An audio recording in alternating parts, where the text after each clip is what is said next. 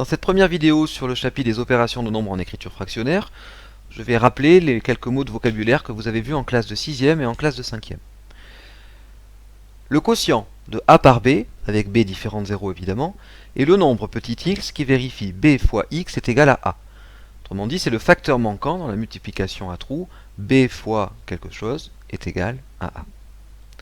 Ce quotient se note a divisé par b, ou encore sous forme fractionnaire, a sur b.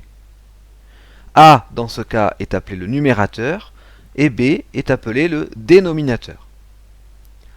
Lorsque a et b sont des nombres décimaux, a sur b s'appelle une écriture fractionnaire du quotient de a par b. Par contre, lorsque a et b sont des nombres entiers, a sur b porte le nom de fraction. Alors on va faire quelques remarques maintenant. Première remarque, le dénominateur d'un nombre en écriture fractionnaire ne peut jamais être égal à 0. En effet, on ne peut pas diviser par 0. Donc 3 sur 0 n'existe pas. Deuxième remarque, si le numérateur d'un nombre en écriture fractionnaire est nul, c'est-à-dire si le numérateur est égal à 0, alors ce nombre est nul, ce nombre est égal à 0. Si b est différent de 0, alors 0 sur b, peu importe la valeur qu'on va donner à b, sera toujours égal à 0. Par exemple, 0 sur 3,5 est égal à 0. Tout nombre décimal admet une écriture fractionnaire. A, n'importe quel nombre petit a, peut être écrit sous forme fractionnaire a sur 1.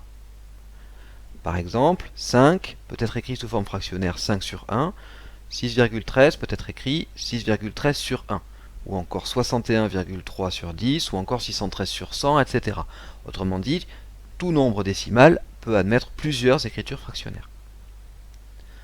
Enfin, si le numérateur et le dénominateur d'un nombre en écriture fractionnaire sont identiques, alors ce nombre est égal à 1.